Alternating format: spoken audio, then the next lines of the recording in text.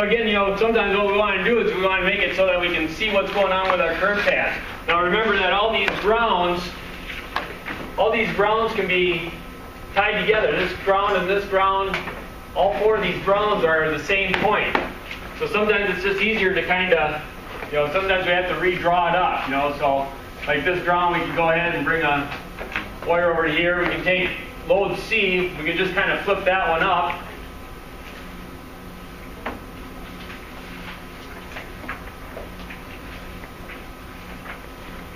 Tie that one to ground, and we can bring our load A and just tie that one right to ground. Okay, so it's still might be a little bit confusing to see what's actually really going on. So what I like to do is I always end up re-sketching it out. So I know that I got my power supply on the left-hand side.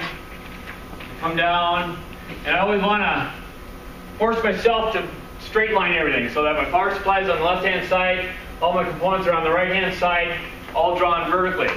And what I first do is I always force myself to make my line. I just kind of bring up a line. I bring up my main line coming in to my circuit, and then I kind of look out what's going on. So when I come down, following my current flow, I know that I got all my current coming in, and it's going to come to a current node. Some of my current's going to go this way, and some of it's going to go this way. So now I know that I have a two-branch circuit there. And so I just kind of make myself a branch. One's going to my resistor, one's going to my load C. And this one's R3. So then those two currents are going to come up and they're going to join together. So now I got this current node. It looks like it's all separate current nodes, but it's actually all one current node. So I know that R3 and load C are going to combine together for sure. So I know I'm going to kind of get those combined together. And then I'm going to draw another line going up, representing that this line here. It's the same line. This one's horizontal. I'm just drawing mine vertical. And I know that all my current of R3, my current going through load C, those two currents are going to combine. And then it's going to divide up. Some of it's going to go to R2, some of it's going to go to load B, and some of it's going to go to load A. So I got three branches there. So then I'm just going to make myself another branch. Draw my currents. I got R2,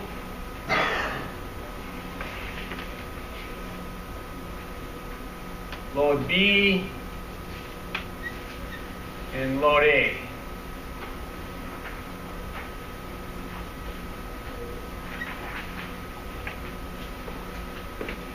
So all my currents are coming up. They're going through R3, load C. They're going to combine. Then they're going to split out to the three. R2 and load B, those two currents are going to join back together again. So R2 and load B, those two are going to kind of join back together again. Those two currents of R2 and load B, those two currents are going to be going through R1.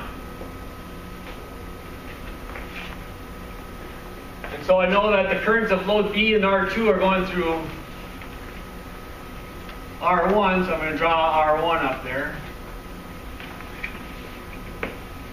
The current that's going through load A and the current that's going through R1, those two currents are going to join back together, and that's going to be my total current going back in. So then load A is going to join back in with R1, and I'm going to come out, bring it back down. Okay? So then, and if you want to, then it gets even a little bit confusing this way. What's really actually happening here? So if I want to, I can even go ahead and I'm just going to kind of show you how to make it so you can see what's going on.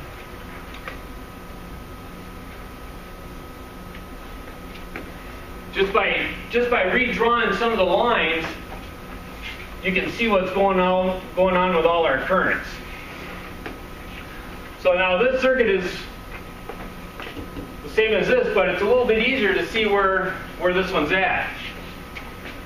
Then we need to put in our ground, and we know that our ground is between R2 and R3. So that's anywhere along here. It's anywhere off of the negative side of load B, the negative side of load A, the negative side of R2, the positive side of R3, or the positive side of load C. It's anywhere along these wires. So it really doesn't matter where you put it, you just have to identify where you're going to put that ground. Redraw our current paths. So I got all my current coming down through out of my power supply, coming in. It's going to go up and it's going to go to my first current node. Some of my current is going to go through R3, and some of my current is going to go through load C. And then those two currents are going to combine together. So the current going through this piece of wire here is going to be the total current between R3 and load C, which is also the same as our total currents because they divided up, going through a parallel circuit, so the current divided. Then they joined back in and it gave us our total current going in. So our total current is going into our reference point, and it's going to come up to another current node, and then it's going to divide back up again. Some of it's going to go through load A, some of it's going to go to R2 and load B. The currents of R2 and load B, then, those two currents are going to combine,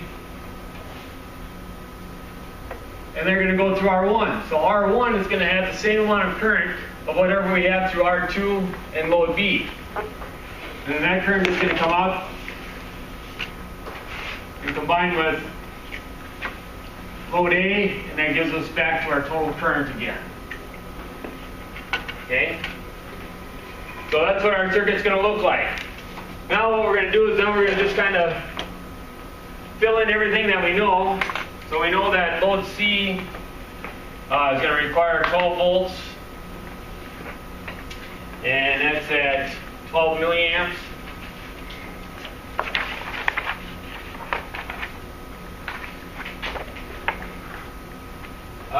Load B was 6 volts at 2 milliamps.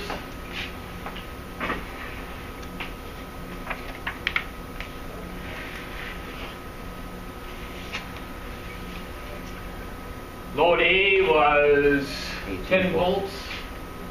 This is 18. 18, thank you. 18 volts and 6 milliamps.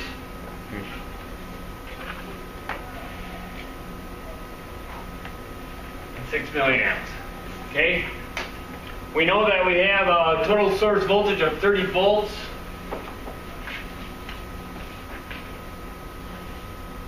And 14 milliamps.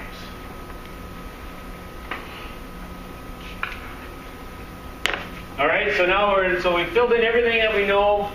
Now we're going to calculate out the rest. So we already have our source voltage. We know that we have 14 milliamps. So we have how much current then going into this first current node? 14 milliamps. 14 milliamps. We know how much is going through load C, so how much is going to be going through R3? 2 milliamps. Because what's another name for a parallel circuit? Current divider. Current divider. And that's what we're doing. We're taking up our 14 milliamps and we're dividing it up against the 2. Load C is going to take 12 milliamps and R3 is going to take 2 milliamps. What else do we know about parallel circuits? Same voltage. Yeah. Current remains constant in a parallel circuit, right? So if load C has 12 volts, how much must R3 have? 12 volts. 12 volts. Now we know two things, right? Can we find the third? Yes. Yeah. So what's the value of R3 going to be? 6 ohms. 6 kiloohms. So we already found out the first one, 6 kiloohms. Okay? So now how much current do I have going into this current node? 14. 14, because those two currents, my 2 milliamps here, my 12 milliamps here, those two currents came in, they combined, went back to our total current of 14 milliamps, and then it's going to divide off. 6 milliamps went to load A. So then that means that if I got 6 milliamps going that way, I have 8 milliamps coming into here. 2 of it's going to go into load B, so how much is going to be going into? 6 milliamps. It's going to be 6 milliamps going across R2.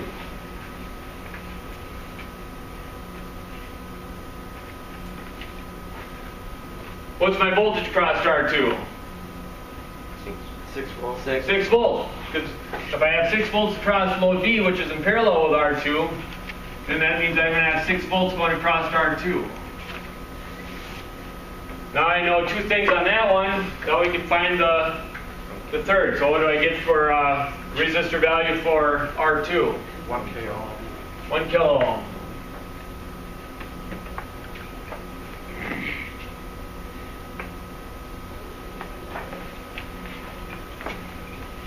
How much current do I have going into R1?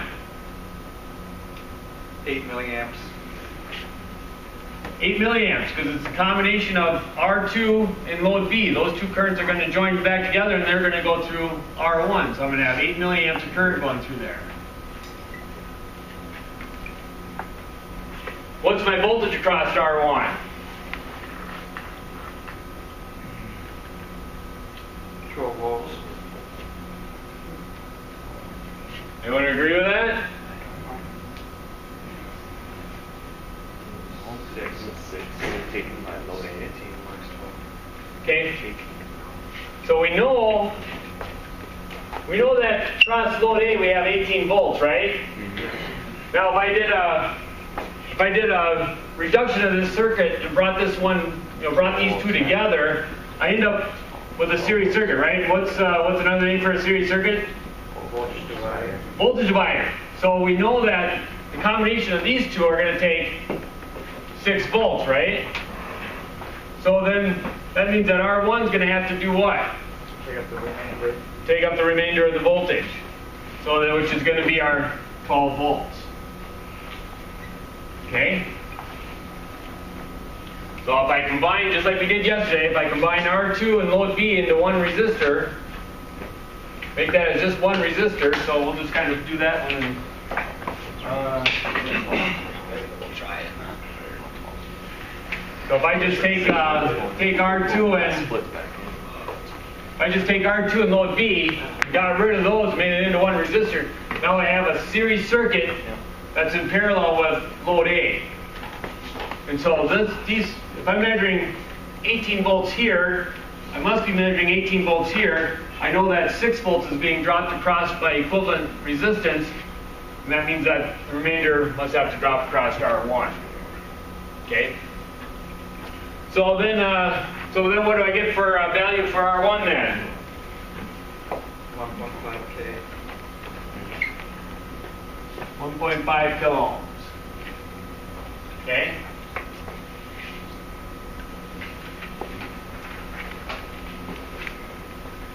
And let's see, when do we?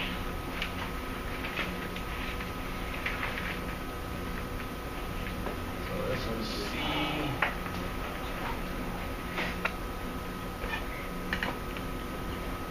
A and B.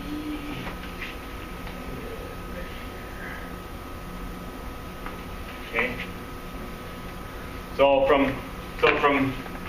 So my test point A, I'm going to measure, what would I measure for test point A? 18 volts. My 18 volts. Plus 18 volts. What is it? Plus 18. Yes, plus 18 volts. And I test point B, what do I get? Plus 6 volts. What's my 6 volts? And then test point C, Negative 12 volts. negative 12 volts. Okay? So all I'm going to do is I'm going to bring my red lead down to my black lead. My red lead goes on test point A, goes right here. My black lead goes here. And I'm going to just come down. It doesn't matter which path I take. So if I go down over this way, first sign I see is a positive. Look at my voltage drop to 12 volts. I got positive 12 plus another positive 6 volts. And now I'm back to ground. Again, it doesn't matter which path I go. I can go this way. I can go down through R1 again, go plus 12 volts, plus 6 volts, and back down to ground. And I'm going to get my positive 18 volts. Or I could have just gone right down across load A. First sign I see is positive, 18 volts, and now I'm back to ground. You have test point C in the wrong spot. Yeah. Should be. Oh, yeah, I got that one on my ground, don't I? Thank you, good catch.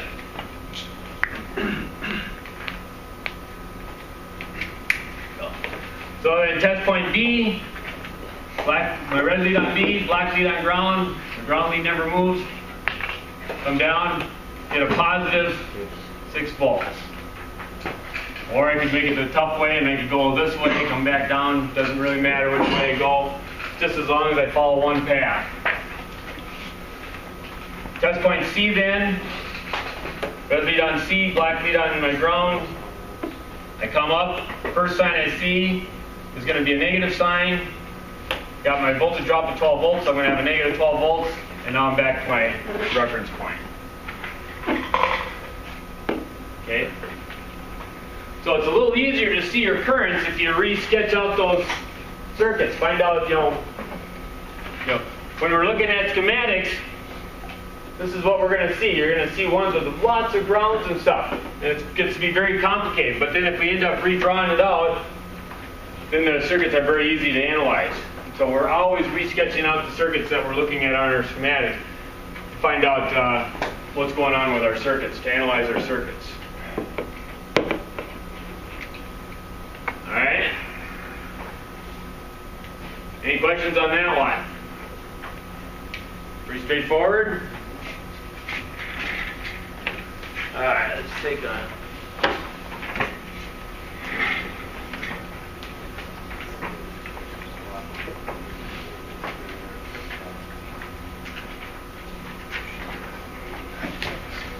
All right, let's take a look at the second one here. We'll do one more.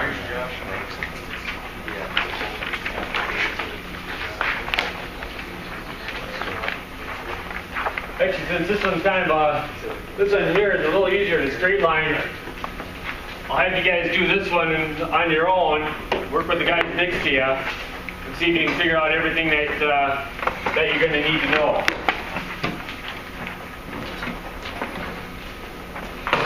So let's do one on our own because it's easier. If I'm doing it up here all the time, then it's very easy to follow. But you have to do it on your own. Try to know the steps. It gets to be a little bit more difficult.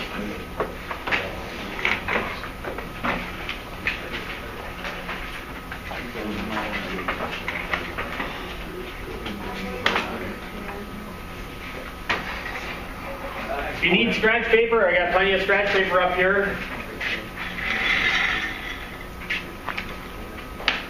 Straight line it. Then call your